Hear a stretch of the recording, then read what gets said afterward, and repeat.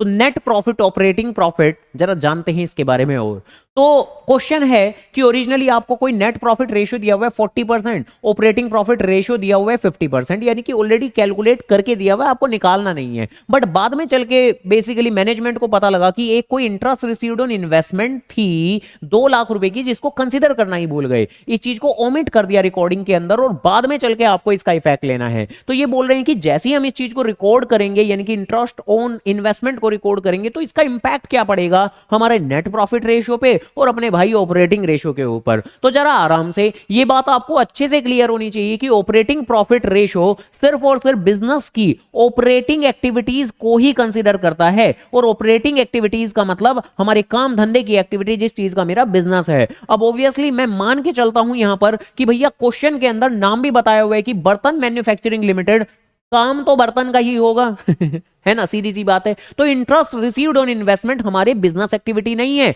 वो तो non operating activity है। तो वो उस नॉन ऑपरेटिंग एक्टिविटी का इंपैक्ट देखो नेट प्रॉफिट पे तो जरूर पड़ेगा। और ऑब्वियस सी बात है कि इंटरेस्ट रिसीव्ड ऑन इन्वेस्टमेंट है क्या, टेक्निकली एक इनकम है, और इनकम तो नेट प्रॉफिट को बढ़ाएगी, इंक्रीज ही करेगी। तो नेट प्रॉफिट रेशियो की अगर मैं बात करूं तो ये तो मेरा इंक्रीज होगा, लेकिन क्योंकि ये एक ऐसी एक्टिविटी है जो आपके बिजनेस से संबंधित नहीं है, ऑपरेटिंग एक्टिविटी नहीं है, नॉन ऑपरेटिंग एक्टिविटी है, यही कारण है कि इसका ऑपरेटिंग प्रॉफिट रेशियो पर कोई भी इंपैक्ट नहीं पड़ने वाला। तो सी पार्ट आपका आंसर होगा, जहां पर नेट प्रॉफिट तो आपका इंक्रीज करेगा, लेकिन ऑपरेटिंग प्रॉफिट पर कोई भी इंपैक्ट नहीं पड़ने वाला। तो ऐसी और वीडियोस को देखने के लिए वीडियो को लाइक, चैनल को सब्सक्राइब।